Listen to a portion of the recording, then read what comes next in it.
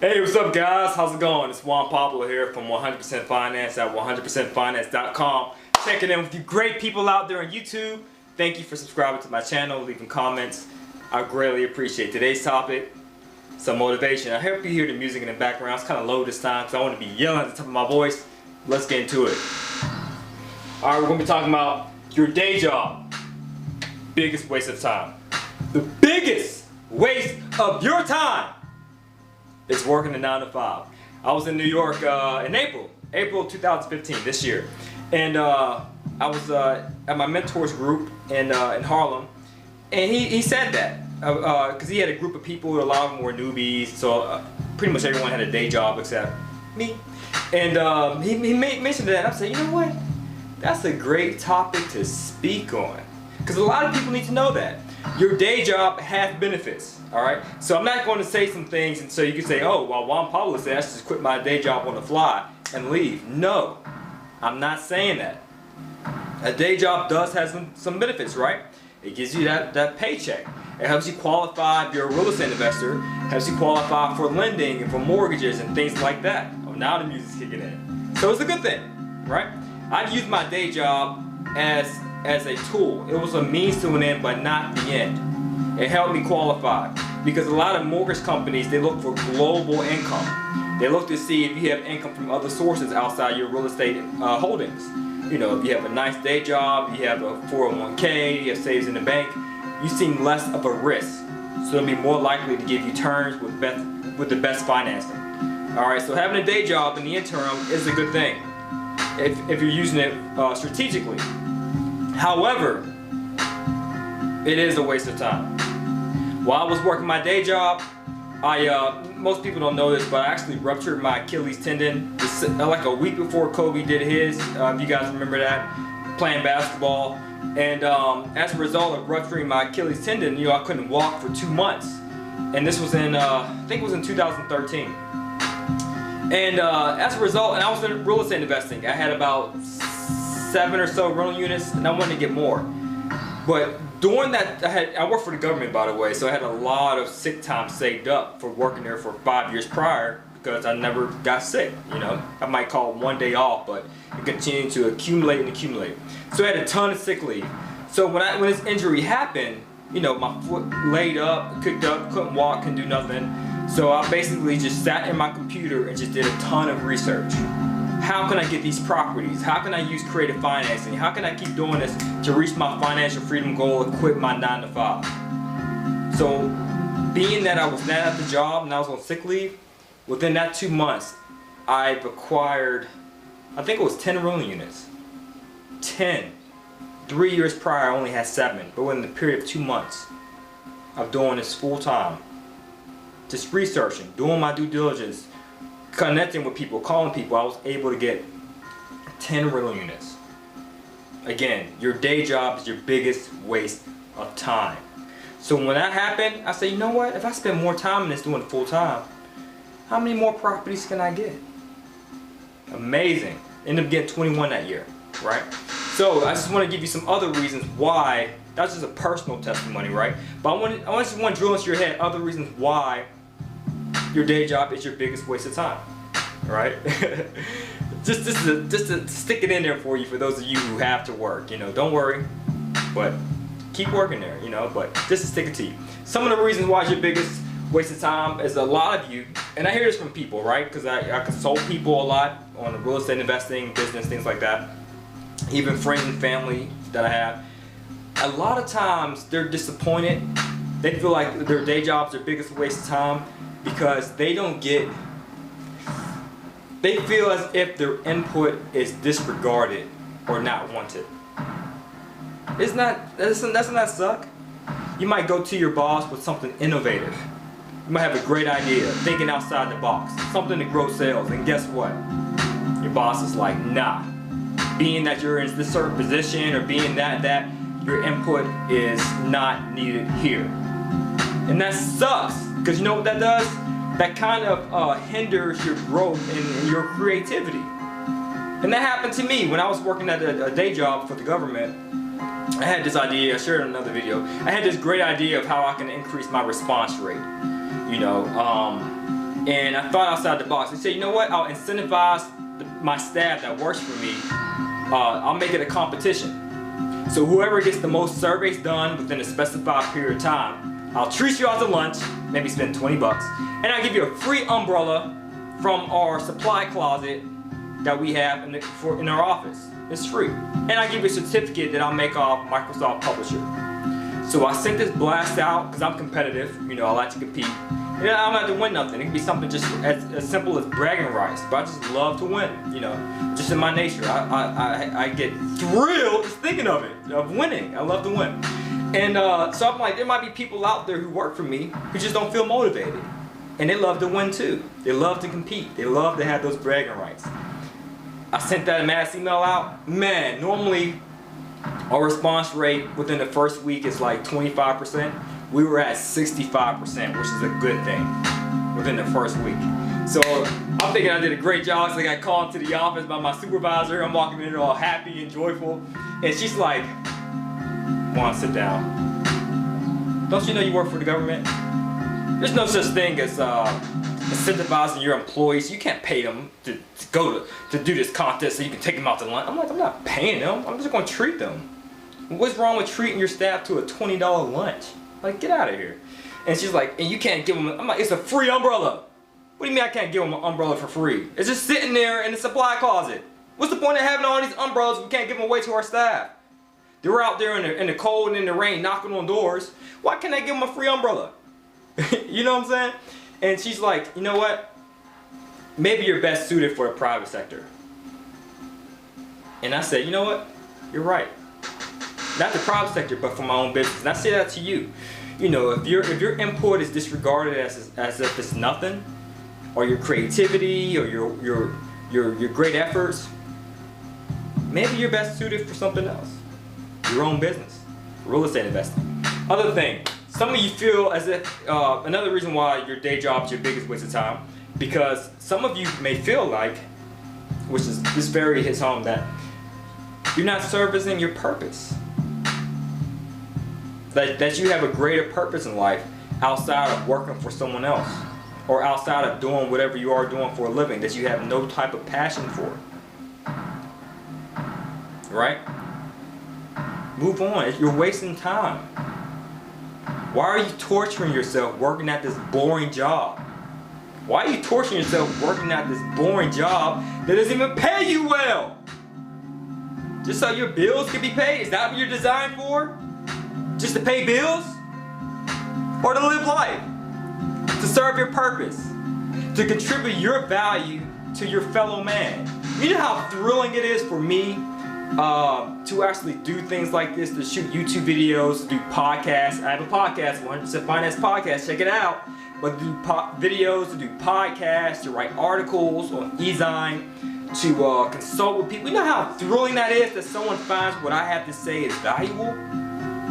Like I'm actually making a contribution, that I'm actually making a positive influence in someone else's life, that I'm motivating people, that I'm helping people improve their financial situation, which I have right here. I'm in the biz of helping people set and achieve their financial goals. You know how thrilling that is for me to do that? It's better than the money I make off of it. Just the simple fact that I'm fulfilling my purpose is way more gratifying than getting a paycheck and having some sort of security, which we'll talk about later, because I don't think having a job is that secure anyway. Alright, so another thing I want to discuss about your purpose is you're wasting your time if you're not excited. This ties into the last part. How many of you are extremely excited to go to work, right? You're not even mildly excited. What's the point? What's the point of doing something if you don't have any type of enthusiasm to back it up with? Right? That means you're wasting your time at this job. Another thing, some of these things might sound the same, but I just want to say it. You're not growing your skills. You're hindering your skills. You're hindering your growth. Some of you may feel like you're working at your day job and you just straight plateaued. I feel like I was like that in the government. Now, I say things about the government where you might say, oh, wow, that must have sucked. But no, I did learn a lot from the government. Don't get me wrong. I thank God for that job. For one, it helped me apply for real estate mortgages, 'cause I'm a real estate investor. It helped me get financing, improve my credit, you know, pay my bills, things like that. But it also taught me some skills about management, about processes, about going through the chain of command and dealing with certain processes, things like that. And it helped me to be a lot more smarter in regard to my time, because I was doing two things at once. I was doing my day job and real estate investing at once. So I was able to manage both successfully for years, right? So in order to do that, in order to be, you know, efficient, I had to think of certain processes of how I can make everything seamless. You know, like set up a Google Voice. So if a tenant or contractor calls, the Google Voice will call my cell phone and my work line. So if my boss is walking by my cubicle, I pick up the work line, say, hello, this is Juan speaking, pretending like it's a work-related call when it's really a business-related call. And I had to think of things of how I can really push in as much activities as possible to conserve my time. So I did learn that. However, once I learned that stuff about management, about leadership, this and that, there were certain other things I needed to learn, like sales, like raising capital, things like that, about being a person of persuasion, you know, things like that that you need to know in regard to being a businessman. I wasn't getting that from that job.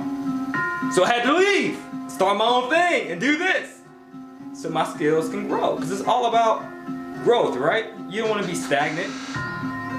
In order to grow, you need some pressure. So I'm like, I need to quit this job and use my time doing something where I can grow and develop. Another thing, you're wasting your time working at a day job because you are living with chronic uncertainty. Why? Because you have no control.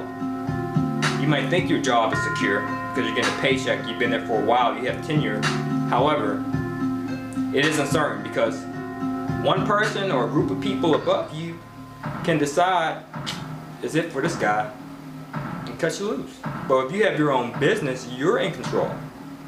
Sure, you may be uncertain about, you know, if you're going to get a certain number of clients or if the tenant's going to pay the rent, but at least you'll be in more control. And if that situation happens, it allows you to think creatively to acquire the money that you need to finance your bills or what have you. I'm a person who wants to have control over my time as well as my income potential. And your boss has complete control over both.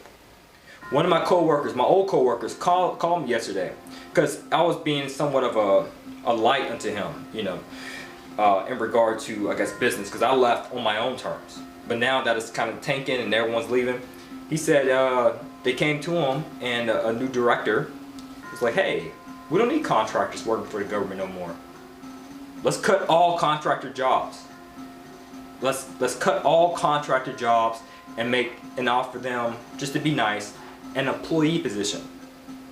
So they'll be an employee and no longer a contractor. So what that meant for my old coworker, it meant that his pay was now being cut in half. Oh, sorry, we're no longer going to pay you $83,000 a year as a contractor. We have to cut your position. However, we can't hire you as an employee. You'll get benefits, you have a secure job, but we're only going to pay you $40,000. And guess what? You're going to be doing the same amount of work as if you were in that high position prior as a contractor. Same work, half the pay. But hey, you get benefits. And he was like, no, I'm not settling for that. It's your biggest waste of time. This is crazy. All right, a lot of you might just think like at your day job, you're not really utilizing your skills, like I said before, because you feel like you're brain dead at your job. You're just there wasting time. You're just there shuffling papers. You're not being challenged.